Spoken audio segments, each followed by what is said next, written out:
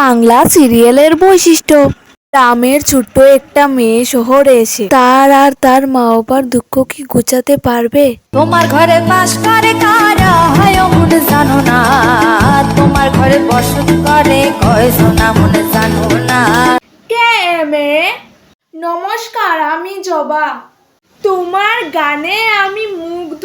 তুমি আজ থেকে এই বাড়িতেই থাকবে। দুদিন পর। জবা, কোথায় তুই? তাড়াতাড়ি আয়। এ হানি, তাড়াতাড়ি আয়। হ্যাঁ মা, আসছি। ডিসকাস্টিং ইডিয়েট ননসেন্স, সরে যাও আমার চোখের সামনে থেকে। হানি, আজ পূজার দিন, তুই মেয়েটাকে বকতে পারলি? আমার কিছু বলবার নেই। 2 মাস পর। নমস্কার, আমরা ৩৫ বাংলার সাংবাদিক সঙ্গে রাখুন সঙ্গে থাকুন। মশার কামড়ে অসুস্থ বিখ্যাত বাড়িতে থাকা মেয়ে জবা কি হবে? উনি কি আদৌ সুস্থ হবেন? জবা কি সুস্থ হয় দেখতে থাকুন। আচ্ছা, আমি চাই হানি তুই জবাকে বিয়ে করিস। ইম্পসিবল মা, আমি ধুমধুমকে ভালোবাসি। আমি ওই গেওবতকে বিয়ে করতে পারবো না।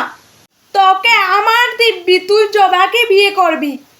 তুই বিয়ে করলেই জবা ঠিক হয়ে যাবে। কিছুক্ষণ পর। আপনার ফোনটা। কি এত বড় সাহস তোমার? তুমি আমার ফোনে হাত দাও, আমার ঘর থেকে চলে যাও অশিক্ষিত কোথাকার। সবসময় আপনি বলেন তো আমি অশিক্ষিত। আমি আপনার থেকেও বড় কিছু হয়ে দেখাবো। 2 বছর পর। দেখুন শহরের বাবু, আজ আমি আপনার থেকেও বড় ডাক্তার। আজ আমি কিরমিকির চিকিরের ডাক্তার। আচ্ছা। হ্যাঁ জবা, আমি তোমাকে এতদিন ভুল বুঝেছি। তুমি কি আমার ভুলের ক্ষমা করে দিতে পারো না? প্লিজ জবা, প্লিজ। না শহরের বাবু, না মানে তুমি কি আমায় ক্ষমা করবে না? আমি আপনাকে আমার নিজের থেকেও বেশি ভালোবাসি। আই লাভ ইউ শহরের বাবু। আই লাভ ইউ টু জবা। কি আমার হানিকে তুই নিয়ে নিবি? এটা আমি কোনো দিনও হতে দেব না। আজ রাতে হবে তোর শেষ রাত জবা।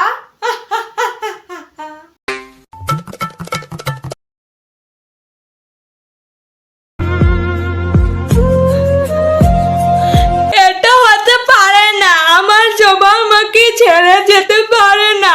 মা বলো না ওদের। হ্যাঁ রে, কাউকে এত ভালোবাসলে এটাই হয়। যেখানে থাকিস ভালো থাকিস জবা। হ্যাঁ, আমি তো ভালো থাকবোই, সাথে তোমাকেও ভালো রাখতে হবে। ধুমধুম। Oh my god. জবা কি করে ফিরে আসলো? আমি তো ওকে মেরে ফেলেছিলাম। কি মনে মনে বলছো তো আমি কি করে ফিরে আসলাম? ঠিক বলেছেন।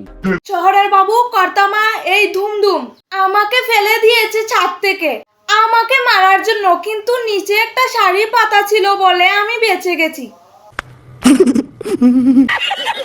কি এতদিন তো আমরা হাতি পুষেছিলাম।